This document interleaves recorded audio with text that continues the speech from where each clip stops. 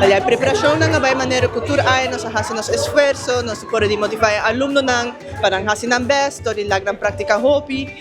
Nos ating ay escolar aqui nos kumisa ay ku sing alumno más o menos, pero durante ay tohti alumno nang kutakay afo pa qualquer motivo ku porta personal, apa motivo na médico.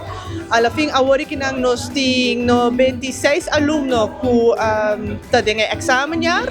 E di 96 alumno nang aqui 3 alumno mister war ay nariba na resultado pa motivo ko nang no ahasi un examen ng prometheid fak nos tabisa. Awo di total anto alumno ng kuta examen kandidato ng secondos actualmente nos na 72% graduado aya aqui. E percentaje de mais alto kuno sa ating aya di COVID pero sa un aya na uno kuta ti hopi versoepeling e adaptasyon ng reglamento ng pa por grado di un examen. Yan sa aya inamiksan nos ayega kasi 100% tato 90 algo minus sa mi cabeça original por namin pa essay pero un average si nos tume último 5 anos não teniendo na conta nos anos de COVID nos tem un average de 87% graduado na La Salle College. E aí aqui volvemos a fazer meu graduado para 7 vakken ko ay akita un examen kandidaat muito morrer e para 6 vakken é un examen kandidaat muito honger.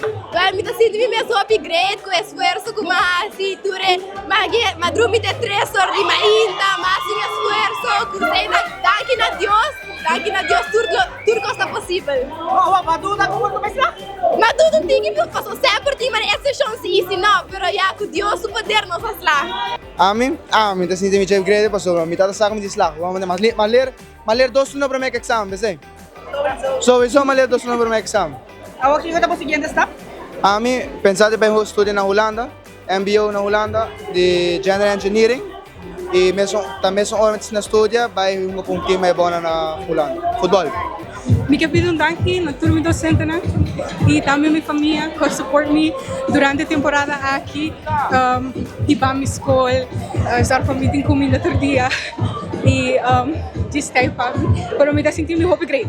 Eu aqui está para vai have com Shatavak, anto despedir eu e hopefully por vir doctor dia of aeroscience. A mí estoy orgulloso de SMU.